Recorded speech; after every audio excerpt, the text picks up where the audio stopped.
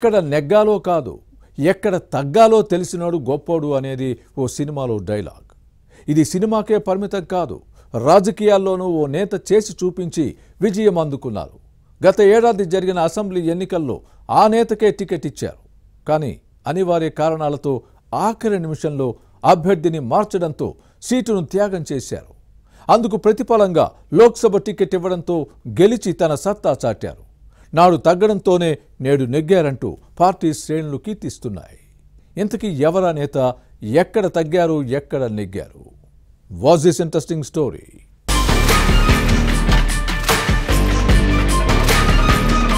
జహీరాబాద్ లోక్సభ స్థానంలో 10 ఏళ్ల తర్వాత కాంగ్రెస్ గెలిచింది. దీంతో పార్టీకి పూర్వ వైభవం వస్తుందని భావిస్తున్నారు. సురేష్ షెట్కార్ నెగ్గడంతో హస్తం పార్టీలో జోష్ పెరిగింది. 2009లో ఈయన విజయం సాధించారు. ఆ తర్వాత 2014, 2019లో బీఆర్ఎస్ నెగ్గింది. ఇప్పుడు మళ్లీ కాంగ్రెస్ ఈ సీటును కైవసం చేసుకుంది. కారు పార్టీ నుంచి కమలదళంలో చేరిన అప్పటి ఎంపీ బీబీ పాటిల్పై 47,893 ఓట్ల మెజార్టీతో గెలుపొందారు. జహీరాబాద్ లోక్సభ స్థానంలో మొత్తం 16,41,410 ఓట్లుండగా 12,25,027 ఓట్లు పోలయ్యాయి. కాంగ్రెస్ అభ్యర్థి సురేష్ షెట్కర్ కు 5,23,919 ఓట్లు, బీజేపీ నేత బీబీ పాటిల్ కు 4,76,023 ఓట్లు వచ్చాయి.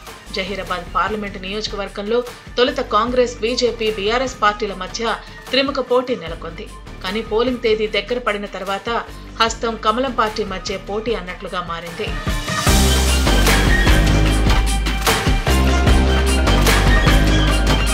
గతేడాది జరిగిన అసెంబ్లీ ఎన్నికల్లో సురేష్ షెట్కార్ కు నారాయణ్ ఖేడ్ టికెట్ కేటాయించింది కాంగ్రెస్ అధినాయకత్వం.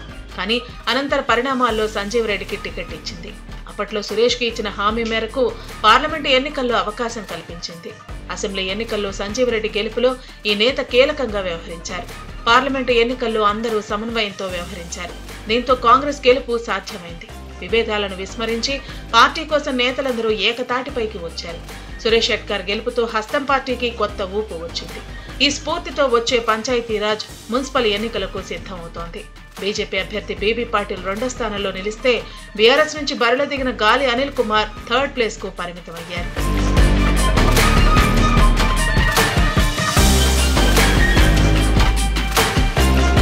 నియోజకవర్గాల పునర్విభజనలో భాగంగా 2009లో జహీరాబాద్ లోక్సభ నియోజకవర్గం ఏర్పడింది. ఆ ఎన్నికల్లో కాంగ్రెస్ అభ్యర్థిగా పోటీ చేసిన సురేష్ షెట్కార్ 17,400 ఓట్ల మెజార్టీతో గెలుపొందారు. తెలంగాణ ఆవిర్భావం తర్వాత 2014 ఎన్నికల్లో బీఆర్ఎస్ హవా కొనసాగింది. అప్పట్లో కారు పార్టీ అభ్యర్థి బీబీ పాటిల్ చేతిలో కాంగ్రెస్ నేత సురేష్ షెట్కార్ 1,44,631 ఓట్ల తేడాతో ఓడిపోయారు.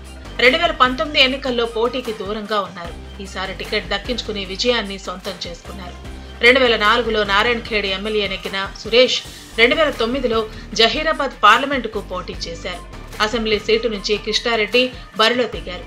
ఇద్దరు సమన్వయంతో పనిచేసి విజయం సాధించారు. 2023లో అసెంబ్లీ, 2024 పార్లమెంటు ఎన్నికల్లోనూ టీపీసీసీ చీఫ్ రేవంత్ రెడ్డి ఇదే ఫార్ములాను అనుసరించారు.